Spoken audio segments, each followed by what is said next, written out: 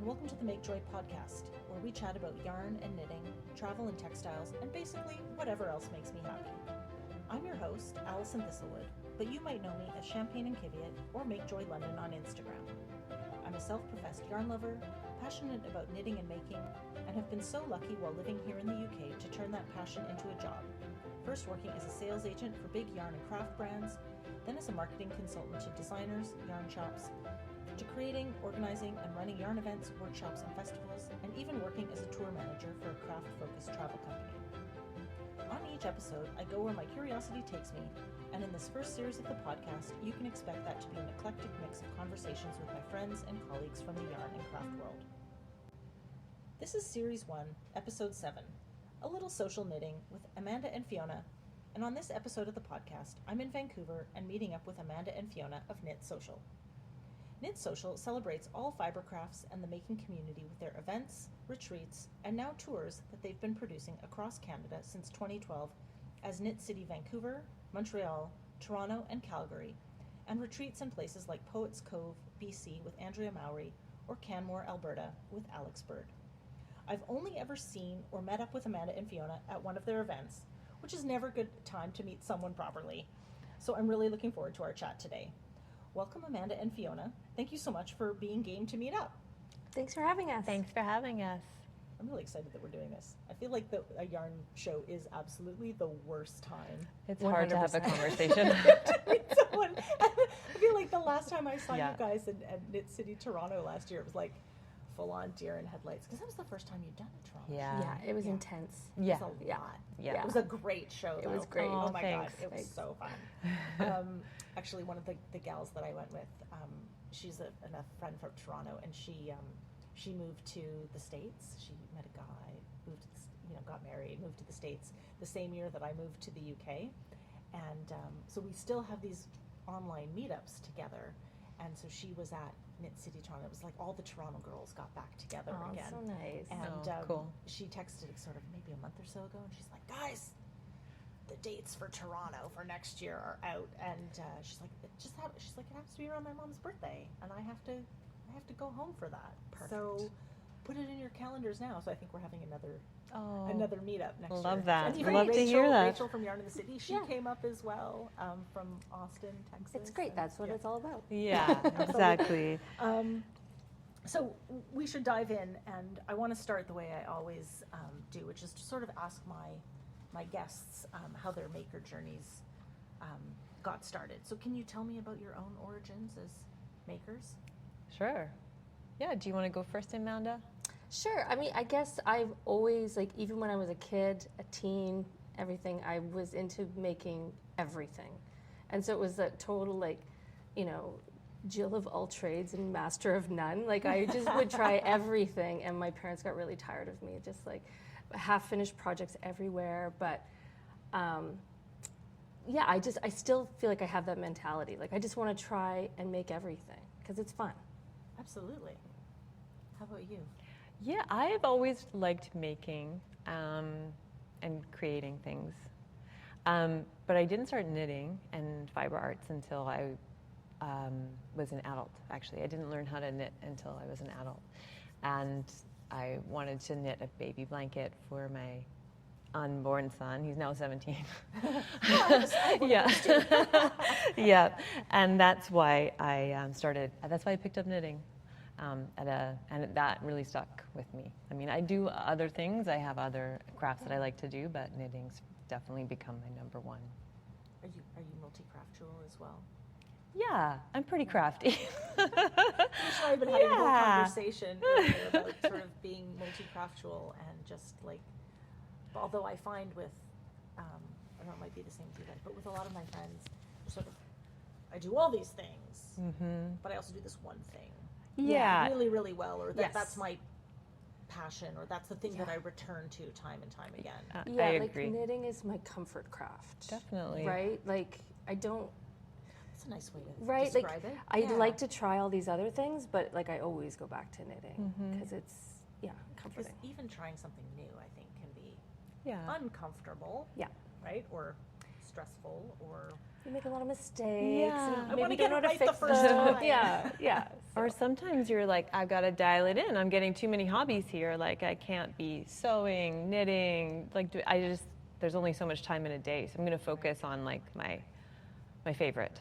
I do remember asking a friend years ago if she was a spinner, and she was like, God, no. She's like, no, I do not need another craft, Yeah. like at all. And she was quite adamant, like, Yeah. this is what I can reasonably expect to achieve. Yeah. And there's no room for anything else. And we used to kind of wind her up a bit. We're like, we're going to teach you to spin. And she's like, no, you're not.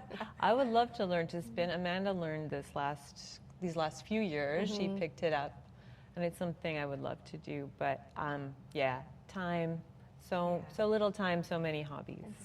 And space. Oh, yeah, but you have more space here, you know. Great White North. Yeah, right. Yeah. Yeah. It's not like my tiny London house. No, depends where you live, but yeah. So in the making community, I think we often get used to seeing people online and feeling like we know them, even when we don't. And that's sort of how I feel about you guys, because I feel a real affinity for, you know, both of you and Knit Social, because I feel like you guys are like the Canadian version of, you know, Rachel and I, we were on a similar journey with Yarn in the City and our yarn events in the UK.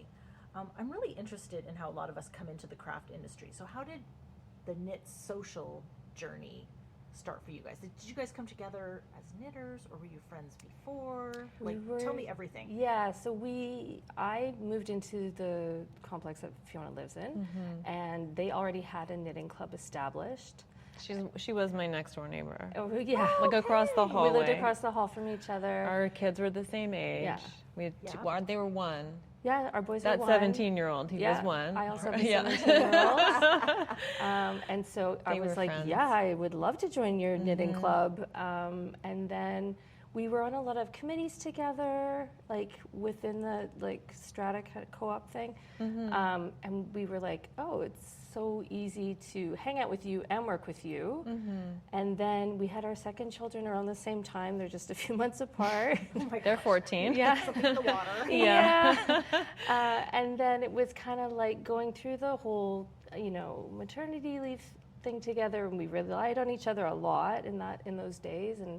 And then it was like, this knitting club is super fun. And we were seeing people go on knitting retreats, but like nothing in the west coast of Canada.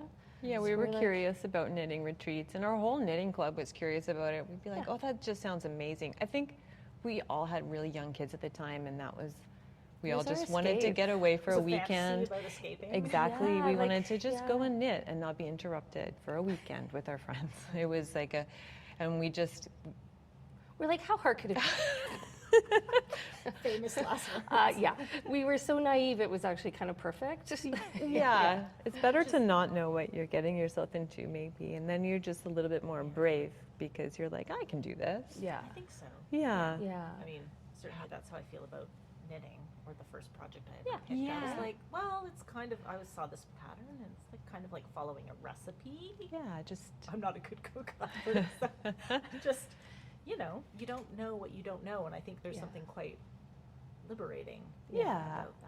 and that's just the way to learn too. I mean, that's how we learn how to do what we do, is by starting small, like little retreats, Yeah, like the it very was first tiny. one we It was hosted. very small. And we learned so much that retreat. And then we started doing like community events, like we'd rent a room at the local library and do yarn swaps. People would just come like trade their yarn they weren't using anymore, and that was really successful. And then we're like, what if we invited some like independent hand dyers too? And then we also had a ton of support from some local businesses like Felicia at Sweet Georgia Yarns. Yeah, Vancouver just has some great people in the industry here, and Yeah, we were really such a lucky to great meet some key people who encouraged us. Yeah, they're like, keep doing it. So we're like, okay. Yeah. I love that. I didn't Yeah. realize that you guys had started with retreats first. Yeah, I we always feel like the show did. came first, and then No, the yeah, retreat came and first. Lots of little, like very small. We started very, very small because we had babies at home, right? And babies and toddlers, and Yeah, exactly. Yeah, our time was limited, and so we just had, even going away for a weekend to that retreat was a that felt huge deal. Yeah, yeah. Yeah, And we did all the cooking and all the cleaning at that Wow. retreat. And we're like, what a break. This is such a great break. We had no idea. We didn't know how to run a retreat. Like, that's what we Novel, I learned. get to cook and clean for somebody Yeah. else. Can you believe that? It was nuts. But we just didn't know. And that's how we learned. Like, we really cut our teeth, like, by Yeah. doing it. Yeah. It's amazing. Yeah. I mean, it's great that you had each other to lean on, and Uh-huh. that's the thing I miss most about Yarn in the City and working, with Rachel is that, working with a partner, you have someone who, to split that Yeah. load with, and they're also someone who has your back, or they can rein you in if your plans for Yarny domination are too much, or they can encourage you if they should be bolder. So how does your own relationship work? Like, who has the crazy ideas, or does it? I think we Ebb and both, flow. we probably both do. It's pretty equal, actually. It's a lot of like, hey, Yeah. what if we did this? And then we'll think, I don't know. It's, We both, I think we're pretty 50-50. We're both bringing ideas to the table. I mean, I'm sure one of us, we've both brought we've both pretty had crazy ones. Yes, definitely. I wish I could think of a good example off the top of my head, but I know, but the good ones stick, and then they work out, and they're easy to produce. And the crazy ones, you come up to like you hit some resistance, and you're like, you know what, maybe Maybe that wasn't a that, good idea. yeah, right. you or know, maybe not right now. or maybe not Yeah. right now. Like, have you or- had crazy ideas that you haven't done, or that you're like just sitting on? There was a yarn bus idea in like early days that got zero traction because Like we the were like, bookmobile, but like it was a yarn bus. yes, like It was sort of a bus that just went around Vancouver. yeah, well, we This- obviously didn't flesh it out very much. This was a long time This ago. was many years Okay. ago, early days, and yeah, that went nowhere. Things evolve. Probably for a good reason. Even if you have like a sort of wild idea and you start working on it, maybe you'll come up against some resistance, or maybe you'll just see how like this is working, but I need to change it in this way, and this way, and this way. And we're both pretty level-headed people, I think. And we're respectful of each Mhm. other's time and how much energy we each have, Yeah. depending on what's going on in our lives. Right? Yeah, we So- both have teens, and we're just busy people, and then there's only so many demands you can put on our time. Yeah, for sure. So, yeah. And do you guys do this full time now? Totally Pretty deviating from my much. questions. Yeah, Pretty pretty much, much. yeah. Yeah. As our kids have gotten older, we've gotten more time. Yeah.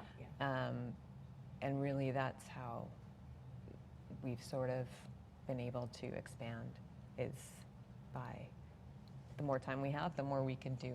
So, Okay, so that actually segues nicely, Mhm. because I'm curious how do you go from starting and hosting a wildly successful yarn show in Vancouver, because this is the show I've still never been to, and I've always wanted to go to, and then, watching from afar and Instagram, seeing that you guys are expanding into like 3 other cities across Canada. So like it's a lot of country to cover, right? Like people keep talking about, yarn shows in the UK or the UK and going somewhere, and they're like, you went there for the day and it's so far, and I'm like, you can fit the whole UK in the province of Alberta, right? Like it's It's a different but it's different perspective. here, Different right? Like, perspective, yeah.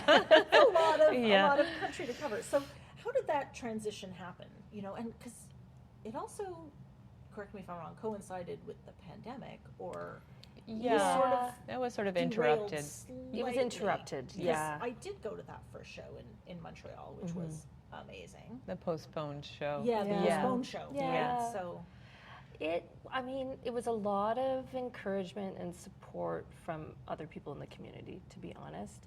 We had a lot of vendors in Vancouver who were traveling from like almost all of the provinces. and it's expensive. It's It is expensive and very, it's far. Yes, yeah.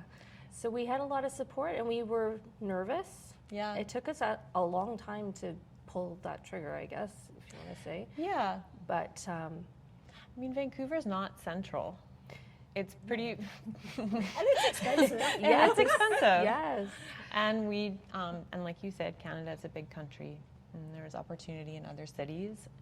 We had some contacts in Montreal, and lots of encouragement, from some of our vendors who are live in Montreal.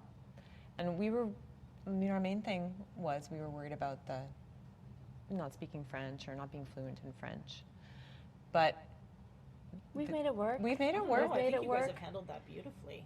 We were trying to translator be now and considerate. definitely guess, follow right? the rules and understand why the rules are there. And people can see us trying our best, even though at the show it's hard for us to be speaking French fluently with people. We always have people who can translate. And anyways, so once we got over our fear of that, we decided to launch Montreal. And that, like we were mentioning before, it was supposed to launch in March 2020. 2020. So it was tough timing. Yeah. Yeah. Yeah. So we postponed it, but we were determined to do it when we could. We didn't know if we could at that time, but It's kind of like we're like, well, we'd rather try something and, maybe not fail, but like learn from it than not try at all. Yeah. we So just felt that's- like there was potential, and we knew so many people on that side of Canada, and we just wanted to come to them and see what would happen. They were so excited for it, and that really buoyed us too. Yeah. Like buoyed our energy and like how much we were putting into it. It's like everyone was so excited. So Yeah. Well, I mean, because there's clearly a huge demand. Yeah. And I feel like that's been a real opportunity. So maybe talk to me about how each of the Knit City shows are different, right? Mm-hmm. Like, I'm actually hugely jealous that you have the opportunity to sort of go to these different places and showcase the makers that are in each of those regions, because that's amazing. And I think for anybody who's fortunate to sort of go to the shows, especially if they're coming from somewhere else, they're sort of expanding their yarn and fiber world by discovering new makers and stuff, and also the profile that the makers themselves are getting from being part of your platform. What are the challenges and opportunities that you face with sort of each of the shows, and sort of what do you do to ensure that each one is different and unique to that part of Canada, but then that balance with maintaining the Knit Social brand? Yeah. Every show is really different. Every city is a different flavor. And we kind of learned early on that that's good and fine, and we want to celebrate it. celebrate Yeah. that. It's really like the vendors Yeah. from each city, and we do have some who travel to all the different cities, and we love that. But it's the vendors and then the attendees who are like, that really is what makes each show different. Definitely. And the venues, of course. The venues are all really different too. Maybe when we first thought about expanding, we were like, we'll just take Knit City and we'll replicate it in Montreal. And then we learned very quickly that we can't just do that. Like, Montreal is its own city, its own place, has different vendors, different venues, and same with Toronto, same with Calgary, different energy. Yeah. And so rather than just try to make our show fit in every city, we just tried to fit with the city, but keep the Knit Social brand. Well, there's Intact. a standard. There's a standard. Yeah, there's a we have our standard. systems in Yeah. place. We have our systems, and we try to brand it, of course. Yeah. But really try to. I don't know. It's all the shows are different, and like Amanda said, we just like to celebrate that, go with it. Yeah. I love that. Yeah. So then let's chat about the makers. They are different sort of everywhere. What is the curation? This is going to be like, I'm sorry for people who are listening. This is like my nerding out with you guys. It's like event planner too. Yeah. Like, what is the curation process like? I feel like there's always kind of a tension with that the average yarn festival goer maybe isn't aware of, between sort of supporting a creative small business, but also building community, which is basically what you guys are doing with Knit Social. And you're building a community that is welcoming and inclusive with the people who, attend the shows. So how do you maintain that balance? Or do you ever find like it tips one way or the other, or?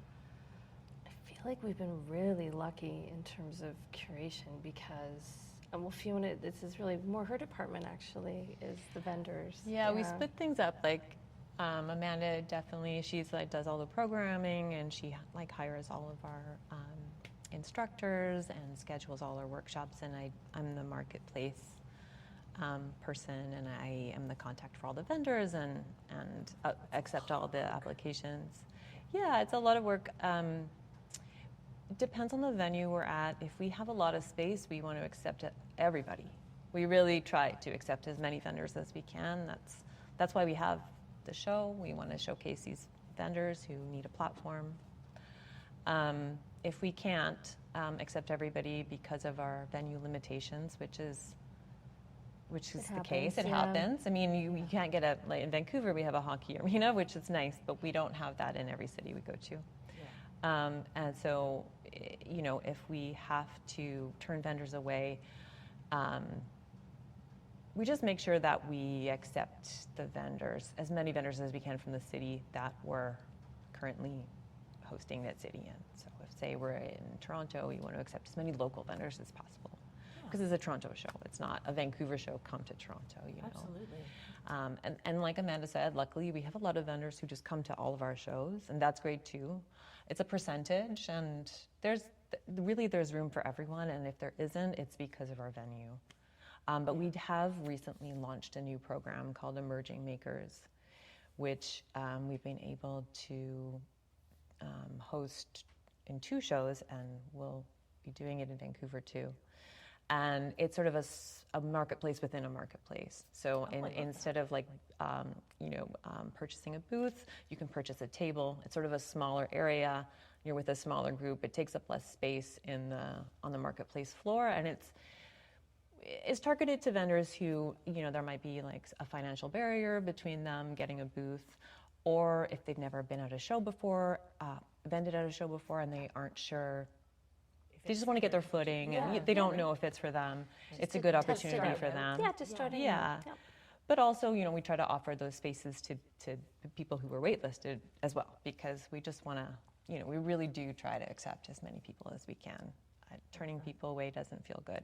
No. I never want to gatekeep, or we don't curate. We just really try to bring everybody. I think that's part of the magic of it all, really. Yeah, I mean, and huge testament too to the makers that are here, that it's such a high caliber. They're so great. Because, yeah. I mean, scrolling through your they're website, all amazing. They're fantastic. Yeah, you know, that is also something we recognized early on in our career, is that, I mean, at the time we were concentrating on Vancouver, but there's so much talent here in our industry. Mm-hmm. We're really lucky, like we're rich with talent. There's so many dyers and designers and teachers, and it's like that in Toronto and Montreal too. It's like that all across Canada. So I don't know, the caliber is high. Yeah. You're kind of shooting fish in a barrel. Yeah. Like my favorite is like the morning before the marketplace opens to the public, just walking around and being like, oh my goodness, like how it's transformed from, you know, Vancouver's a hockey arena. A concrete it's dismal. hockey arena. And then it just looks like this magical like wonderland. And the vendors just, they knock it out of the park with their booths. Yeah, you know, they really put their heart and soul into it, and you can tell. Do you guys do a shell scheme or like pipe and drape or anything like that? Yeah. Okay. We have pipe and drape for our booths. Nice. Yeah. Yeah, that's the one thing I think that you don't see a lot of in the UK, and certainly my show Make Joy, like it's tabletop. You need there space. There is no sort of, and people end up sort of building their own booths, whether it's from like a shelf here and show, like a like, sign here. Yeah. Shelves and signage and whatever, and it's, I mean, they just can't help make it beautiful. I remember this one show I was at. It was not my show, and she just rocked up with a trailer, and it was all part of her brand and her aesthetic, and she had all this like literally vintage antique furniture that she put out, and according to the layout of her booth, and it just made it this whole experience being on her stand. She had spinning fiber too, which was great. She was already like knocking it out of the park in terms of, you know, unusual stuff at a show, but yeah, it's cool. The vendors really know how to make things creative. cozy and like pretty and welcoming and warm, and yeah. I know. It's the only thing they get standard at my show is a table. Yeah. Like, bring your best stuff. Bring in a couple of suitcases. Yeah. You have 2 hours to set up. Go. I feel like there are always so many things happening behind the scenes with planning a yarn show that, again, most festival goers would be completely unaware of. And I feel like sometimes as champions of creative small business that there's an element of education in what we do.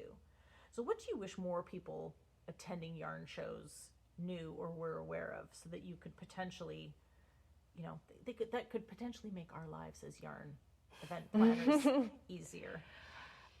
The behind the scenes costs are real and they are high. And and getting higher every year. Yeah. It's kind of crazy. Yeah, like you were saying, like pipe and drape, like that is rolled into our booth cost. It doesn't cost our vendors anything extra. It's part of the package deal. Yeah. But it means you probably have to charge more for a stand fee, right? Yeah. There's Electricity, hooking electricity up to booths, depending on the city you're in and the venue you're in, it can be anywhere from it can be wild. tens of thousands of dollars. It's wild, and it's just part of the industry, the events industry. Yeah. Absolutely. Yeah, and so, we definitely try to keep our costs as low as possible for everybody.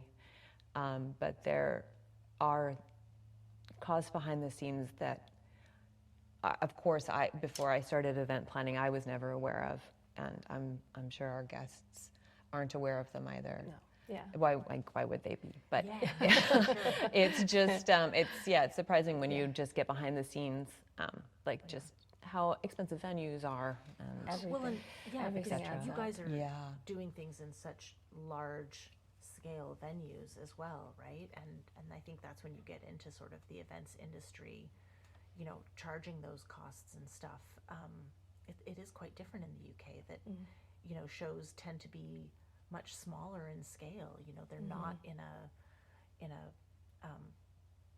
hotel ballroom or an ice hockey rink or anything like that. And so that is, it might be a local hall or something. And I think that is where, you get these stands, because it's so expensive to sort of set up a shell scheme and that kind of thing. Yeah. Or, the one large show that I went to in recent memory, I was walking around sort of the mezzanine level where there was a number of vendors set up, and some of them were beautifully lit and whatever, and some of them were really, really dark. And I was like, what's up with the lighting? And it was actually the show, and I'm not going to say what show it was. The show had not included those costs or passed them on to the I'm sure they were vendor. really expensive. And it was like over £100 a light. Yeah.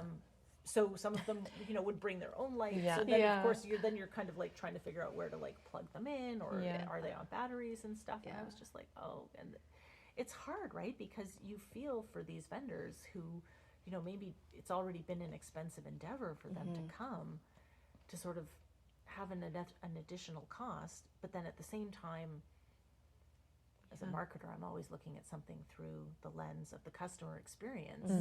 And you also feel bad for the festival goer, because it's dark.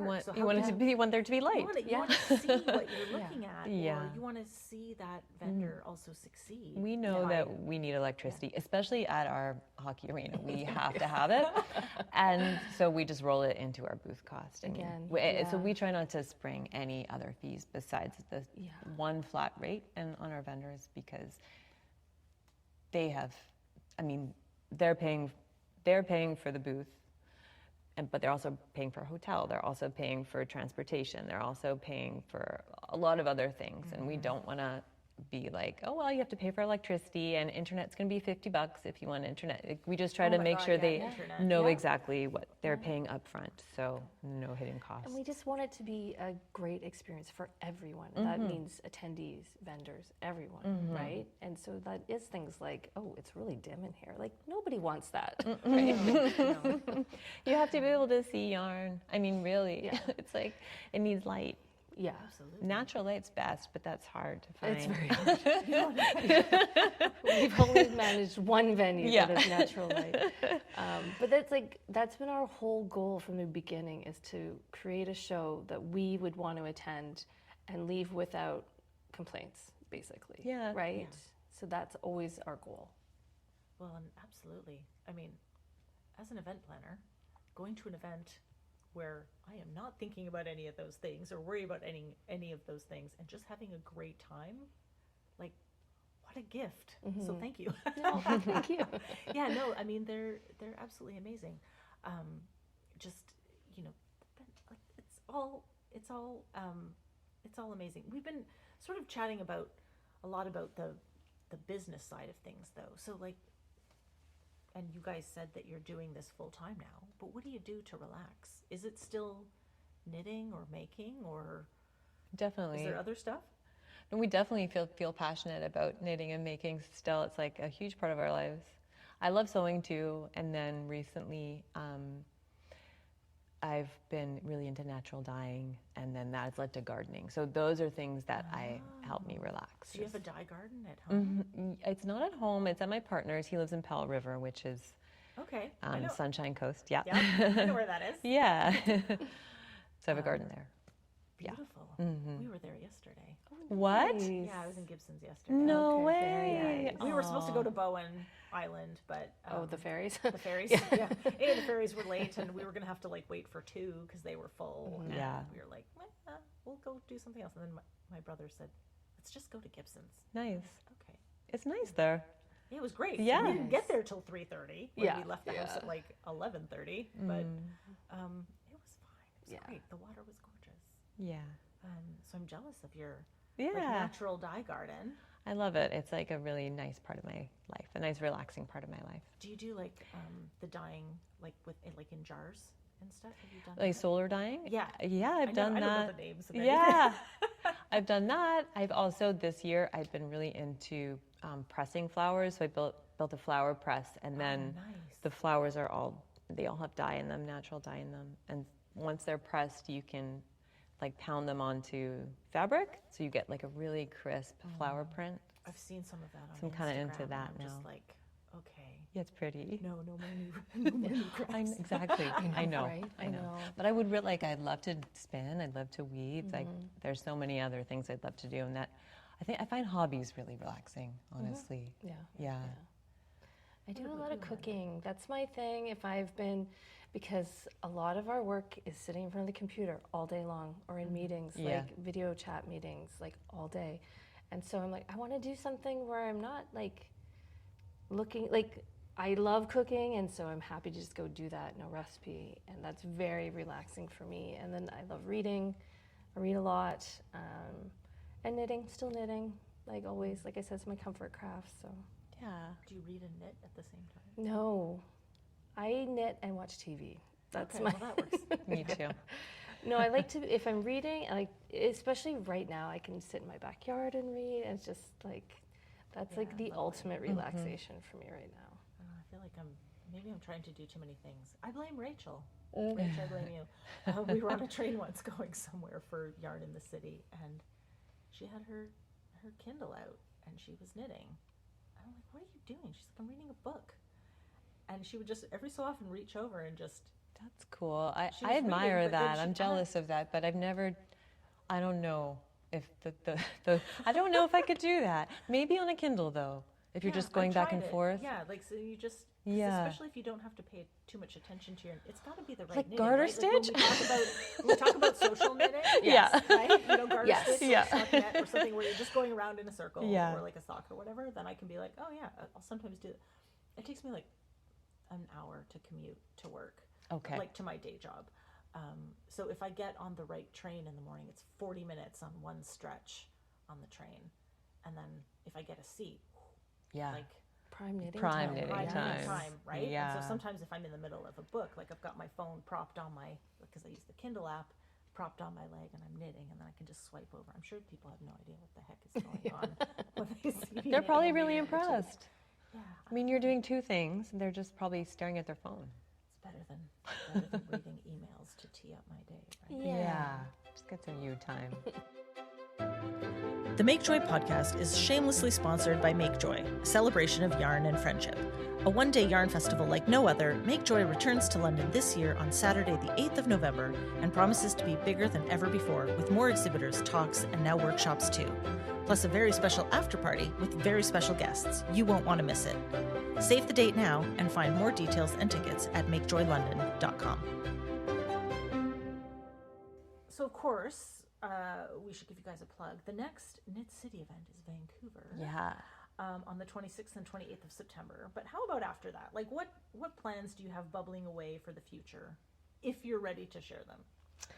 Well, Yeah. So we have shows and retreats. Yeah. And then recently we started going to do tours in Scotland and Ireland as well. I saw that. It's Yeah. amazing. yeah, so we have a couple retreats coming up in October and November in like the Gulf Islands, Galliano and Pender.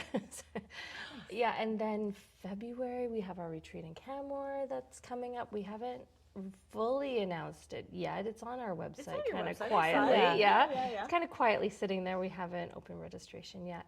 And then we're going back to Ireland. I know this is our third time. It seems like why, but we Do you just always go to a different part of Ireland? Yeah. always a different part, and there's Okay. so much to see. It's I know, incredible right? there. We We just fell in love with it the Oh, first time, absolutely. and then our second trip was incredible too. And we're like, well, we just need to go back and see the rest we of just it. got to finish it up. You guys been to Kerry?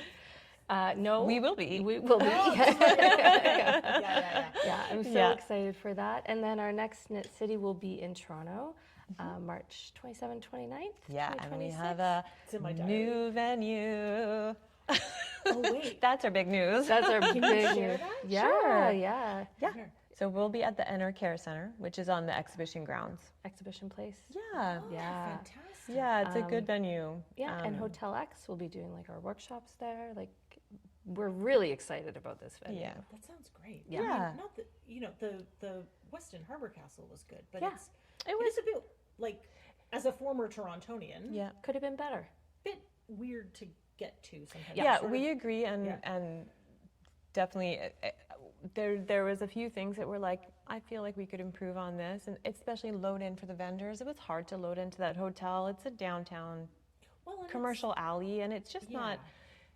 Doing that one year is fine, but doing it again and putting everyone in that position again, we're like, no, And we need a loading dock. We had such a great turnout of attendees Yes, that the we were like, we're enthusiasm. confident we Yeah. can go to a bigger venue and people will still show up. And Oh, I think right, so. so we're really, Yeah. really excited about this. Well, and I think that, that also says a lot too about you guys and for the community to see that, you've heard feedback, whether it was from them or the vendors or whatever, and you're like, yeah, okay, Yeah. we've taken that, we're gonna make it even better. Definitely, we always try to listen to feedback, and we can tell too. I mean, we Yeah. kind of know what, after a show, we kind of know what the feedback's going to be. We're always constantly learning from shows and always implementing new policies or just like figuring things out so whatever issue happened at one show never happens again. So we're really excited about this venue, excited for our vendors, excited for us, excited for our attendees. I think it's going to be really fun. Oh my god, I'm so Yeah. excited. Yeah. I told you guys before we started recording that I'm gonna meet up with my Toronto girls. I can't and wait. We're gonna do it again. Yeah, it's going to be great. Yeah. Amazing. Yeah. So good. Also, I was very upset because I found out about the retreat in Galliano Yeah. and the whole the fiber industry focus. Yeah. With Anna and everything, and I was like, yes. And I looked at the dates, and it's the same weekend as Make Joy. Oh. Yeah. Otherwise, I was like totally couldn't be there. Yeah. But, darn it. I know it's hard. Like, Next time. I know. yeah. I want to do all the things. right? Yeah. Really. Yeah, we do Exactly. too. Especially when somebody else is organizing it. yes. Yes. Well, like you were saying at the beginning of this conversation, like at shows and even when we're hosting retreats, it's really hard to have conversations with our colleagues that are more than 5 minutes before us getting, distracted by some fire we have to put out. And so just the thought of having like colleagues and people in the industry at a retreat all together and like being able to have like conversations, not getting interrupted, figuring out collaborations, like just sort of getting to know each other, not on a crazy show floor, but like Completely. Relax in a and- relaxed yeah. environment and like everyone, yeah.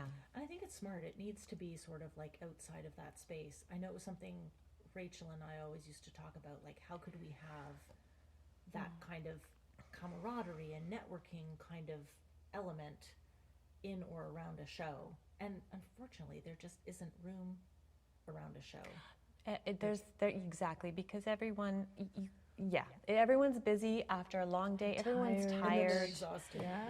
And then and a lot of people travel to shows. They have to go home on Sunday, so it's not like you can extend it and be like, we're gonna do like an industry party on Monday because half the people will be gone. And Yeah. it's really fun to get together at shows, but it's a very heightened environment, and we just really wanted to. Everyone's overstimulated Yeah. at the end. Like, I just need some space. Yeah.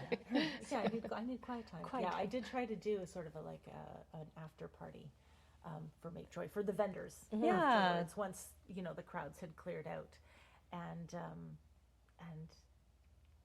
for those who stuck around instead of just going straight to tear down, it was nice to be able to chat. But also, they had been doing a lot of that already throughout the day, Yeah, which was so nice. much And talking. so, it's hard to sort of find that space, but I'm really excited for you guys. You can do that, and of course, you have Anna coming and talking Yeah. about, Yeah.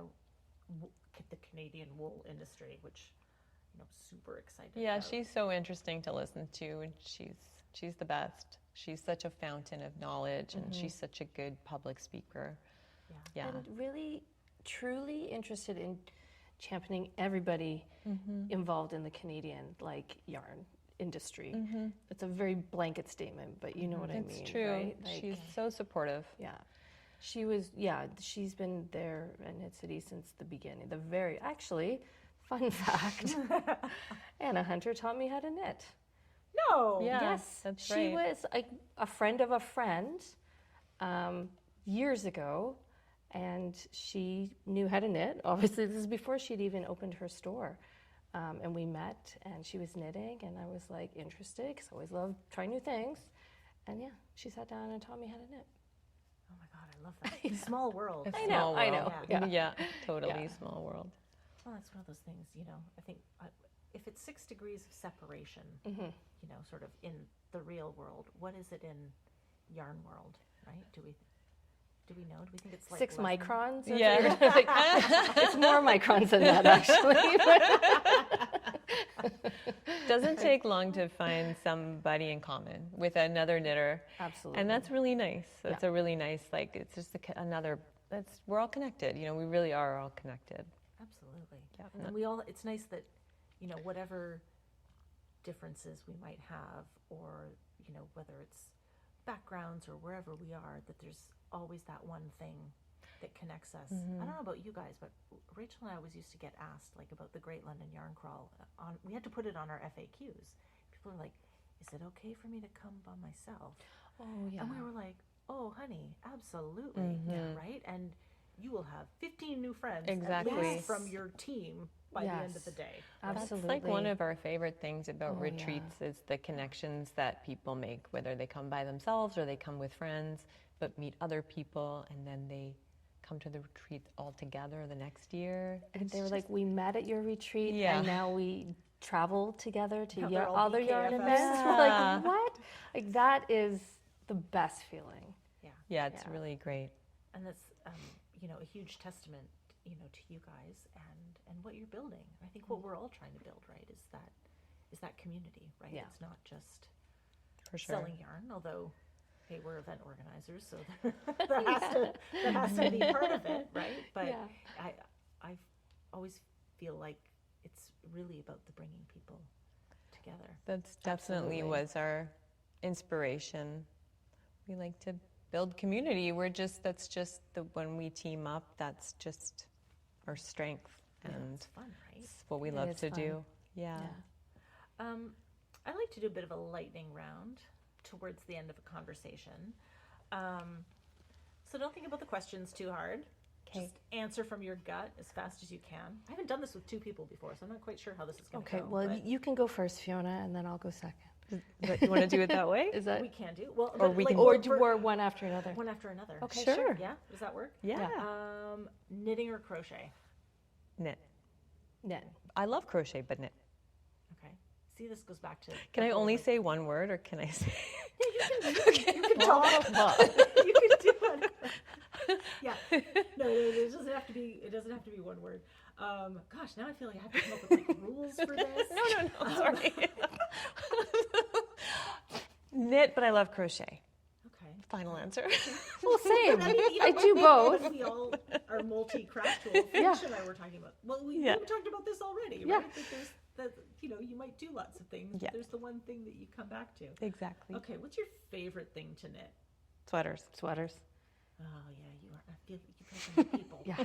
It's so good. I feel like this is also like speed dating. In a weird way.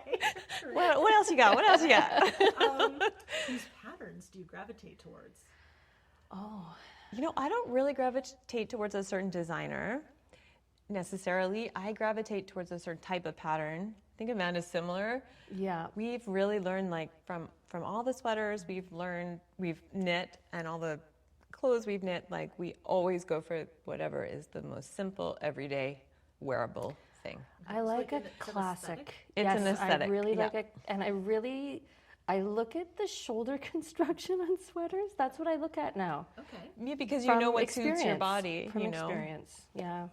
One thing about making your own clothes, like, you learn what suits your body. Like, well, maybe, am I a raglan person? Am I a set-in shoulder person? Exactly. Forget And then you can raglans. gravitate to that type Yeah. of pattern. Yeah. Yeah. No, I know. I it's so funny being in Europe because, there's also all like the Scandi and the French Yes. designers, Yes. and for me that aesthetic is I just something totally really agree. sophisticated and simple, but Yeah. also the simplicity. I like working with hand-dyed yarns, and Mm-hmm. there's like the simpler the design is, the better to show off Yeah. the yarn. Mm-hmm. Yeah. It's like let it sing. I also love, like, Lopi Icelandic sweaters. Like, that will always be my, like, They're just, so crispy. yeah, they're just so wonderful, and the yarn is so great, and the style is so great.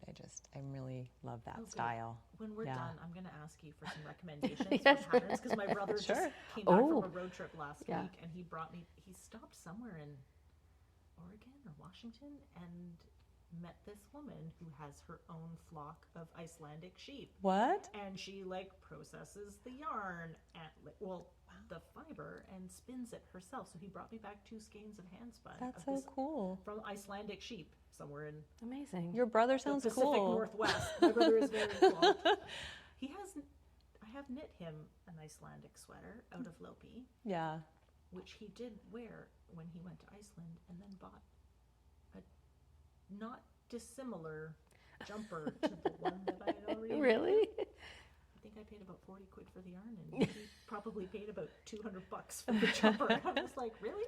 You need $200. Yeah, right. But anyway, I digress. That's cool that he found someone with a flock of Icelandic sheep. Like, I know. yeah. I was like, I didn't know they had Icelandic sheep Same. outside of Iceland. Right? They can't go back to Iceland if they've gone out of Iceland, right? I think that's the rule. Anyways, Oh, I don't We're know gonna for have sure. A whole different conversation when we're done. I don't know what I'm talking about. Who do you guys credit for your drive and ambition? Like, it's no small feat running your own Yeah. business, right? So, like, where does that come from? I really think I credit myself and Amanda. Like, I think we're both pretty driven. I feel Naturally. I know. I'm like, is that really cheeky to say, like, myself? But No, and and you I think obviously push each other. Oh, that's- yeah. is also a big part of it. Is just not wanting to disappoint the other person. That's how I feel too, right? Like Yeah. You we're don't in let this anybody together. Yeah, we're in this together, and like I'm gonna pull my weight. Yeah. Because I know she always does, right? So that's and That just keeps us motivated. yeah, totally. Yeah. And then, yeah, I don't know. Also, I like, having kids, having teenagers now too. It's just like you want to always be setting a good example, right? Yeah. So Yeah. that's part of it. Yeah, but we were really driven to do this. I'm not sure where it came from exactly, but obviously we were very driven to do this. Sometimes it's like, I see this gap Yeah. in the market. Yeah. Might not be thinking of it as a market at Yeah. the time, but yeah, I'm going to do this thing. I think that's what it was. There was a gap in the Canadian like retreat market and show market because all those things were happening in the States, and we did recognize that like pretty early on. I mean, this is like ancient history now. It feels like, because I know. the landscape has changed so much. Yes, right? yes, yes. Completely. This And was a also long time because ago. of like how things have come online, and if feels like the world's gotten smaller, but also more accessible. Oh, Yarn yeah. tourism is a thing. Yes. now. Yeah, there's a lot yes. more events, a lot more retreats, and a lot more tours than there Like- used to be. When we started, Instagram was like barely even a thing. Like people were just taking pictures of like their dinner. We would do like an think, right? Instagram roundup. I remember doing know an I would. Instagram Right, me too. roundup. We would take pictures, post them on Instagram, and then on our blog, we would do an Instagram roundup where we would repost all those pictures on our blog. Hey, Like, you've got to like repurpose the content 10 different ways, right? Like, It's just the way It's social media has changed. yes, is it's just just evolved so crazy. much. And we've just really learned as it's changed, as we all have had to. back to our speed dating question. Oh, yes. Yeah. This one is like, I feel like this says a lot about people. Favorite cocktail or mocktail, you know, if booze is not your thing. But Summertime, I'd say a Paloma, and like cooler months, I'd say a Manhattan. okay. Okay. Can I have two answers? Okay, Amanda.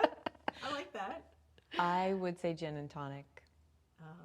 Fiona, you're my girl. Okay. Yeah. Yeah. It's always G&T time. Yes. Yeah, it's just a good go-to order. It's always a good drink to order. Can't screw up a G&T. Paloma, I'm looking at you with the tequila, and I'm like, On a summer day? I do love a, I Yes. love a margarita too. yes, Yeah. good girl. Okay. Yeah. That is my favorite. Yeah. I think that I've recorded at least 2 episodes of the podcast, and we've been to this taco place, you know, a few blocks away from the podcast studio in London afterwards. Like, yes, celebratory margaritas Nice. all around. Yeah. What's your worst knitting mistake? Oh, I made so many. Yeah, I think in general, just like not paying attention when you think something might be going wrong. Or like you block that swatch if you do one, and then it's like, oh, it'll be okay. It's probably not Just gonna be powering okay. through when you're like, this feels wrong, but I don't want to frog it. So I'm just going to keep going. I feel like there are so many blog stories written by the Yarn Harlot specifically about this Yes. one thing. Right? She Yeah, has I- a great quote, and I'm gonna probably not quite nail it, but it's like, experienced knitters make bigger mistakes faster. Basically, makes because sense you to have me. confidence Yeah, that you're like, it'll be fine. I know what I'm Yeah. doing. You're Yes. like, that will block right out. Yeah. right. Exactly, exactly. Yeah. Yeah, definitely that. And then also like pairing like just the wrong yarn with a pattern. So like, I mean, Making a substitution just because that's what you have, and you don't feel like Yeah. going shopping. Yeah. but then you get something like that is super drapey that shouldn't be drapey because there's alpaca in it and it looks weird with the pattern that you knit or whatever. You know, yeah. that kind of a thing. Yeah. Yeah. I made plenty of Not mistakes. understanding how the fiber is going to react. Exactly. Yeah, exactly. Yeah. Like, no, I've never had a hat that I knit out of cashmere grow the minute. Yeah.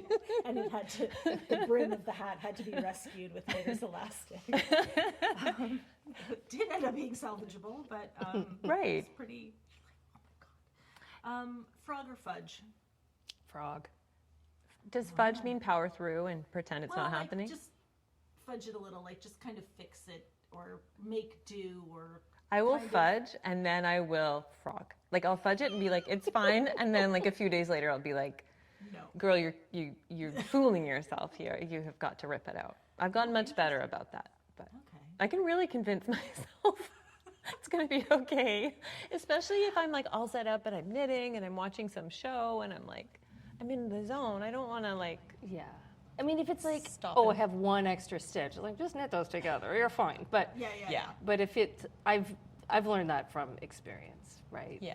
So Sometimes you have to rip it out. And this is Yeah. what happens. If I'm knitting for myself, if I'm knitting for someone else, standards are higher for sure. If I'm knitting for myself, I I'm mean, like, I'll it's just keep a going. gift, right? Yeah. For somebody, you know. Desert island yarn. What would you take with you? Like type of yarn, like Yeah, breed or- of sheep, or like Well, I mean, it's your desert island and you're stuck on it. What do you want to have with you? something. I would want something undyed from a farm. like a like a natural color. Whatever local yarn is. Yeah, totally. I'm I'm right. just I know. exactly. I'm such a sucker for that kind of a thing. I love a little bit of crispiness. a little. I don't mind crispiness. I I'm love not crispy, afraid of it. yeah. And like, yeah, I love the whole like sheep to sweater or sheep to shawl thing. I really love breed specific yarn. I have like two specific yarns that come to mind, and one is like Studio Donegal, the soft Donegal. I love that. Very nice yarn. And the Durarum Natura, the like, Gilead? right? It's so nice. Oh my god, it's so good. The Yeah. stitch definition on that is Yes. chef's kiss. It's Yes. a great yarn. It's So it's good. pretty light too. It is it's so really light. nice. Yeah. That's a really nice yarn. And There's that's two my sweaters in that. It's my two favorite sweaters out of one of each of those yarns. Yeah. Just good, like hard wearing, like slightly rustic, but lots it's of a merino character. yarrow as well, right? So Yeah. it's still quite soft. Yeah. And you know, those sheep are well cared for. Right? Mhm. They go off into the meadows and I know. I love that company and their Yeah. story and everything. Yeah, Love they're it. cool. what's something nobody knows about you guys? People might know this because I'm sure I posted about it before, I think, but I don't talk about it very often. I also do karate, so I'm a brown belt in karate. Oh my god. I'm sure I posted on Instagram, like maybe when I've gotten another belt in the past, so people might know that about me. But Fantastic. yeah, I have a BFA in creative writing, and I'm a published poet, and that's probably something almost nobody knows because I never talk about it. Talk about degrees we don't use anymore. My sad little film degree. Oh my god, I love that. You'd have to have a whole conversation with Julie Knitted Bliss. Yes. She's a poet. Yes, she is, and she's Author as well, fantastic. isn't Yeah. she? She actually read some of her poetry at our Knit City Montreal, that's right. Our variety night. our variety show night. Yeah, She was wonderful. Oh, She was wonderful. She was wonderful. Yeah. Yeah. Yeah. I love Julie. I have a lot of time for Julie. What's your favorite knit? Oh, well, my cardigan that I made out of my Studio Donegal tweed yarn, I don't know how long. It was one of my first sweaters I've ever knit, and I still wear it all the time. That sounds super cozy. It was a Cocoa Knits pattern, the name of which is Oh. escaping me right now. It's called Antonia. Oh, thank you. No It's problem. called Antonia. Yeah.